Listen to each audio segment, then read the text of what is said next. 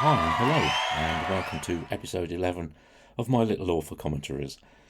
This week we'll be taking a more in-depth look at chapter 7, which is entitled One Scoop or Two, in which Mate and Adam finally meet the journalist Heather Lightly.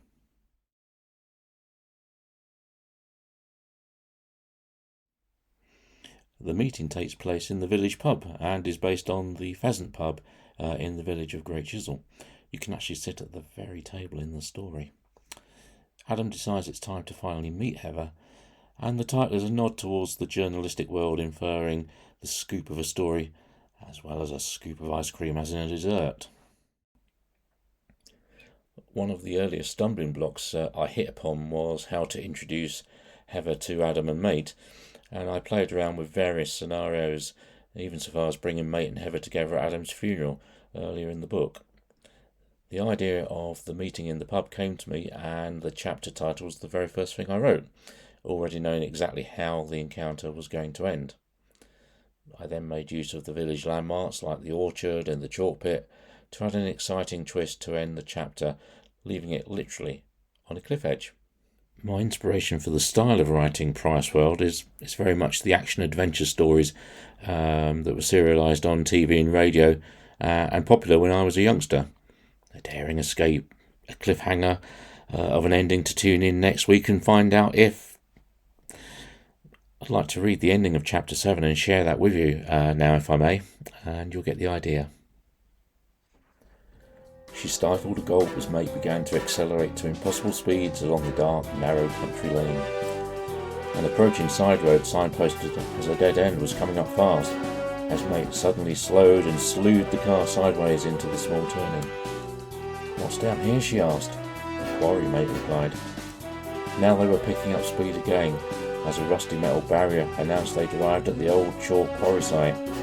But Mate didn't slow, and instead pushed the accelerator harder, speeding towards bollards that warned of the quarry edge ahead. "No!" screamed Heather, as she braced herself back in her seat, her arms outstretched to the top of the windscreen. And the car took off over the edge of the quarry and plunged both of them into darkness below. Well, I hope you enjoyed that. Will Heather survive the perilous plunge over the edge of the chalk pit? You'll have to read chapter 8 to find out. Now it's time for your feedback. Well, more hearty congratulations from friends and colleagues, and hopes that I'll sell lots of copies.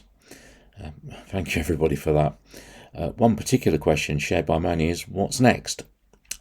Well, my second Price novel is currently in the process of being scrutinised, following the finishing of the first draft some weeks ago now. I'm still hopeful the ebook version, at least, will be published before the new year. And I do have the inklings of a story for the third Price novel, but perhaps more on that a little bit later in the series. And now it's questions and answers with the author. There's no new questions for the author being submitted since my last video commentary. Remember, you can leave a question for me in the comments section of this video via my social media or directly on the Price World Novel website. That's www.priceworldnovel.co.uk.